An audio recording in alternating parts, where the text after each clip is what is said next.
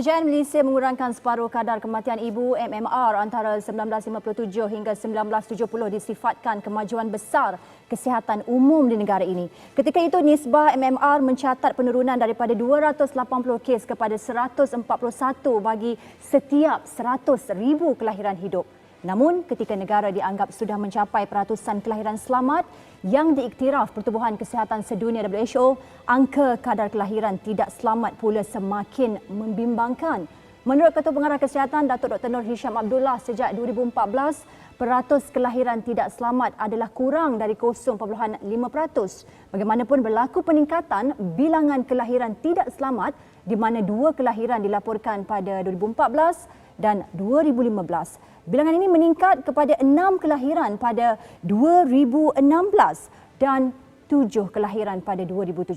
Akibat kelahiran tidak selamat, 3 kematian bayi baru lahir dilaporkan, iaitu 1 kes pada 2016, 2017 dan Januari 2018. Ramai mengaitkan kes kelahiran berisiko tinggi ini disebabkan dolar. Bagaimana seorang peneman kelahiran mampu menyebabkan kematian? Mengapa wujudnya istilah dola dan dola ekstrim? Mengapa makin ramai para ibu memilih untuk melahirkan secara alami atau semula jadi? Adakah terdapat kelemahan dalam sektor kesihatan kita? InsyaAllah, 2 panel yang mewakili 2 suara akan menjawab segala persoalan di pentas analisis bersama saya, Fina Sinus. Dola, peneman ibu atau pengganti doktor? Itu topik yang akan kita bincang pada malam ini. Namun, sebelum saya memperkenalkan kedua-dua panel yang hebat, suka untuk saya maklumkan bahawa kedua-dua panel yang kami jemput pada malam ini tidak memperoleh sebarang soalan daripada tim produksi sehinggalah ke saat ini. Saya ucapkan terima kasih kepada kedua-dua panel kerana memberi kerjasama yang amat baik, dan perbincangan hari ini akan melibatkan penggunaan bahasa perubatan yang mungkin agak sensitif buat kita. Dan tanpa membuang masa, di sebelah saya adalah di sebelah hujung sana sebenarnya adalah Profesor dan Konsultan Perbidanan dan Sakit Puan Universiti Malaya, Profesor Dr. Imelda Balcina. Assalamualaikum, Prof. Waalaikumsalam. Terima kasih, Prof, kerana sudi hadir. Terima kasih menjemput saya hari ini. Rakyat Malaysia yang menjemput, Ya, Prof. betul. Dan Terima kami kasih. TV Al Hijrah berbesar hati. Terima kasih kepada semua. Ya, dan di sebelah Prof ialah freelance dola, iaitu Puan Hayati Muzaffar. Assalamualaikum, Puan. Waalaikumsalam warahmatullahi Terima kasih, Puan, kerana wabarakatuh. sudi untuk menyuarakan wakil dola untuk kita membincangkan tentang topik pada hari ini.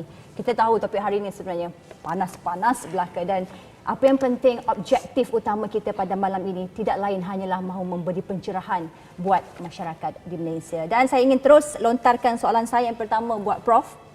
Ya. Walaupun Prof, isu dola ni hangat diperkatakan, namun masih ramai yang keliru perbezaan antara dola dan bidan. Mungkin Prof boleh huraikan. Jadi doula ialah seorang peneman. Kalau kita gunakan istilah doula, ia bukan sahaja seorang peneman seperti suami atau ibu atau kakak semasa kelahiran ibu. Kalau kita gunakan istilah doula, zaman sekarang doula ini seorang yang profesional. Maknanya ia mengenakan bayaran untuk perkhidmatan meneman. Okey, jadi perbezaannya ialah doula hanya boleh meneman, tetapi bidan ialah pengamal kesihatan yang terlatih untuk menyambut kelahiran bayi dan untuk menjaga kesihatan ibu sebelum kelahiran dan selepas kelahiran.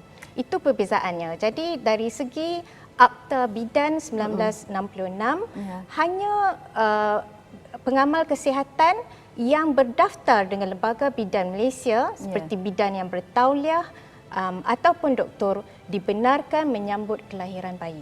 Doula tak boleh. Ya. Dan kepada Puan Hayati, apa yang membuatkan Puan memilih untuk menjadi doula dan membuka kelas kelahiran alami ataupun semula jadi ini, Puan?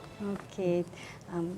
Terlebih dahulu saya nak ucap terima kasih buat tim produksi TV Al Hijrah kerana mengamalkan konsep tabayun, di mana sebelum ni di pentas arus perdana yang lain mungkin orang yang bukan ahli di dalam bidang menjawab bidang yang dipersoalkan. Macam topik kita malam ni tajuknya adalah doula, peneman ibu atau pengganti doktor. Ya. Okey, so jadi saya di sini bukan nak kata mewakili Dula Satu Malaysia.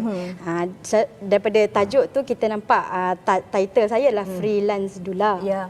Okey, Freelance Dula ni bermaksud saya memberikan khidmat sebagai peneman tanpa bayaran dan saya berkhidmat kepada komuniti tempatan atas dasar sukarela dan di atas jemputan ibu bapa. Jadi di Malaysia ni macam mana saya bermula terjebaknya dengan orang kata bukan profesi lah sebab saya tak menerima bayaran.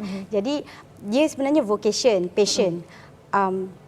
Sebulan akan datang ni pada tarikh 22 Mac akan bermulanya seminggu Dula World Dula Week, iaitu satu kesedaran tentang peranan dula sebagai peneman ibu.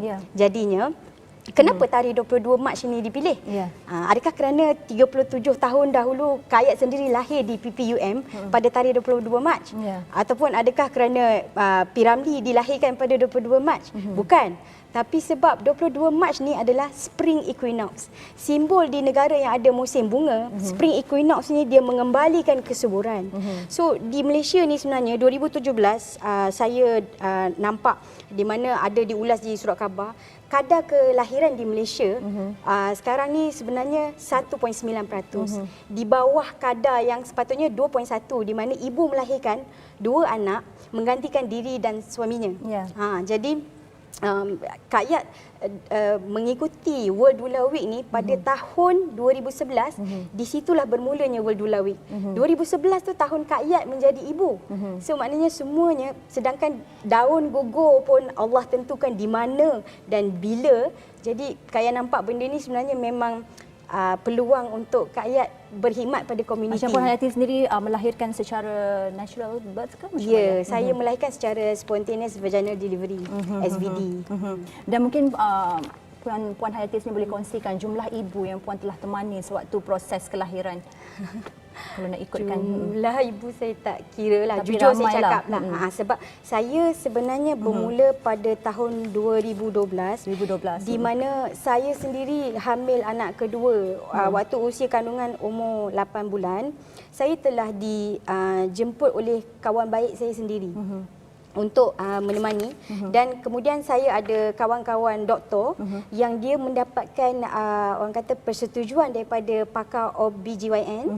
Semasa dia melahirkan saya dijemput untuk menemani. Tapi di hospital? Di hospital swasta. Sebenarnya saya banyak meneman di hospital swasta di atas budi bicara pakar OBGYN. Di rumah pernah? Maksudnya Puan Hayati sendiri bersama dengan pasangan suami isteri itu? Pernah. Dalam berapa banyak? Saya ada lebih 20? Saya tak kira. Okey. Dan macam sekarang ni Puan Hayati, kita lihat di media sosial banyak pihak melabel dola dan dola ekstrim. Mengapa timbulnya perkataan dola ekstrim pula? Okey. Saya jawab dari sudut konteks beginilah. Ini yang selalu saya ajarkan pada anak didik saya lah yang mengikuti kelas persediaan kelahiran. Bismillahirrahmanirrahim. Allahumma inna nas'alukal afiyah fid dunya wal akhirah. So doa afiah ni ini doa untuk kita semua, tapi nanti boleh tengok kembali untuk seorang macam mana kan. Jadi doa ini kita ajarkan supaya ibu-ibu dan pasangan masing-masing dia boleh melahirkan di mana-mana. Contohnya macam rakyat Malaysia 500,000 juta, 90% memilih melahirkan di fasiliti kerajaan dan selebihnya di fasiliti swasta. Dan tak sampai 1% macam Fina cakap tadi, yang itu adalah melahirkan di luar fasiliti. Jadi satu, kita nak kena faham kenapa ada golongan yang di bawah daripada 1% ni. Dia adakah semua sama? Sebab kita tak kenal ibu-ibu tu kan. Tapi sebab pengalaman Kak Ayat menjadi doula community ni daripada 2012, dan sebenarnya 2011 tu Kak Ayat sendiri berinteraksi dengan doula-doula di Malaysia. Ada yang doula wujud ke doula ekstrim di Malaysia, Puan Hayati? Itu adalah salah tanggapan masyarakat di luar sana. Sebab maksudnya Kak Ayat sendiri berjumpa dengan doula tempatan dan luar expatriate. Maksudnya yang jadi datang, di Malaysia tiada doula ekstrim? itu maksudnya kalau itu hanya label. Jadi sebenarnya kita tak tahu sampai kita orang kata tabayun lah. Kita jumpa dengan doula tu sendiri baru kita tahu. Baik, kepada Prof, jika kita dengar dan baca luahan ibu-ibu yang memilih untuk melahirkan secara alami, Prof, rata-ratanya menyuarakan rasa duka cita dan trauma terhadap hospital. Mereka mahu melahirkan dengan oksitosin, bukan dengan pitocin, ditemani dan diurut suami sepanjang melayan contraction, dapat memilih posisi kelahiran yang mereka mahukan, iaitu mesra gravity, tiada bidan atau doktor yang menjerit suruh meneran, tiada mesin CTG yang merimaskan di perut, tiada pemeriksaan vagina ataupun aktiviti seluk menyeluk, ketuban tidak dipecahkan dan dapat delete cord clamping atau disisi dengan tenang. Komen Prof. Okey. Sebelum saya komen ni, saya nak jawab juga soalan yang anda tujukan tentang doula Malaysia ada doula ekstrim ke tidak. Silakan Prof. Jadi kalau kita nak mengikut perkembangan kemajuan kesihatan di negara barat, bila mereka menggunakan peneman, ada kesan kepada ibu.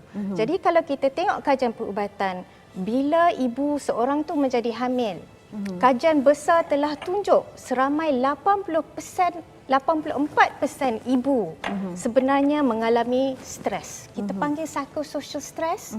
Sebab kan kita nak jadi ibu, mak orang buat kali pertama, kedua, jadi kita selalu bimbang. Ibu selalu gelisah sebab kita panggil fear of the unknown. Tidak tahu apa akan berlaku semasa kelahiran.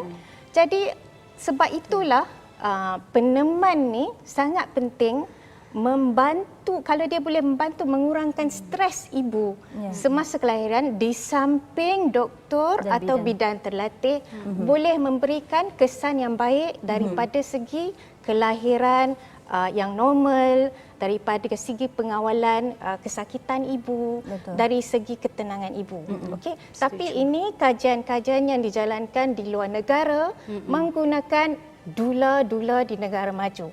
Apakah perbezaan doula di negara maju dan doula di Malaysia?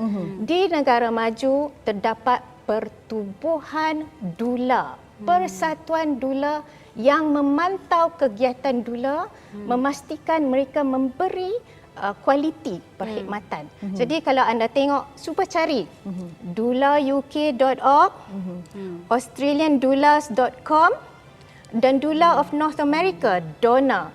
Mereka, kalau anda tengok doulauk.org, terdapat 700 doula yang berdaftar dengan pertubuhan ini. Apakah kegiatan mereka? Mereka memberi kursus. Kalau anda nak jadi doula, dia kata datang menyertai kursus mereka yang diberi pengesan. Kalau nak buat kursus kena ada validation. Tak boleh siapa-siapa saja buat kursus. Ya, validation dan diiktirafkan oleh pihak kesihatan. Jadi doula mereka, dia kata kalau Australian doula.com, datang untuk kursus 6 hari. Lepas 6 hari anda tak jadi doula lagi. Kena masuk jadi dapat L, license L. Okey, jadi doula pelatih. Trainee doula kena di bawah penyeliaan doula senior dan memastikan anda memberi perkhidmatan yang memuaskan sekurang-kurangnya 3 kali sebelum jadi doula. Sama lah dengan latihan lepas yang itu, lepas itu mereka kena berdaftar, okey, dan ikut garis panduan. Jadi persatuan ni ada garis panduan dan standard operating procedure. Apa doula boleh buat, apa doula tak boleh buat. Apa doula tak boleh buat? Nombor 1, tak boleh bagi nasihat perubatan. Sama ada ibu ni boleh bersalin natural atau caesar, tak boleh bagi nasihat macam tu. Betul. Nombor 2, tak boleh bagi buat birth plan dengan ibu. Yang ni hanya boleh dibuat dengan bidan terlatih ataupun doktor. Okey. Nombor 3, kena kerjasama dengan doktor dan ibu. Tak boleh buat fear mongering. Maknanya tak boleh menakut-nakutkan ibu sampai dia tak berani nak masuk hospital, takut. Sebab kita dah tahu 84% ibu ni sudah ada stres dan stres ni meningkat meningkat ke arah Macam mana kelahiran. pula kalau masa tahun 2011 masa saya jadi anak sulung, Saya masa tak habis lagi. melahirkan anak sulung. Tak, saya Saya- nak katakan pasal stres tu, sebab saya sendiri ibu, sebelum saya melahirkan saya dah stres dah daripada Yes. golongan perubatan, pengalaman pergi ke klinik kesihatan Saya sendiri. boleh Ya, explain. Daripada Daripada orang yang dah bersalin, 84 kan? dari 84% yang stres, 6% stres yang lebih teruk. Ya. Okey. Ini statistik ni kita boleh dapat dekat data Yang kat ni mana? study dari USA. Okey, Untuk data ibu di USA. ibu di USA Bukan dan ibu di Malaysia lah. Ada data untuk ibu-ibu di negara lain juga. Yalah. Banyak anxiety fear of the unknown. Yes, betul. Jadi Saya apa lagi pertubuhan ini buat? Baik. Okey, mereka menerima aduan dari orang ramai.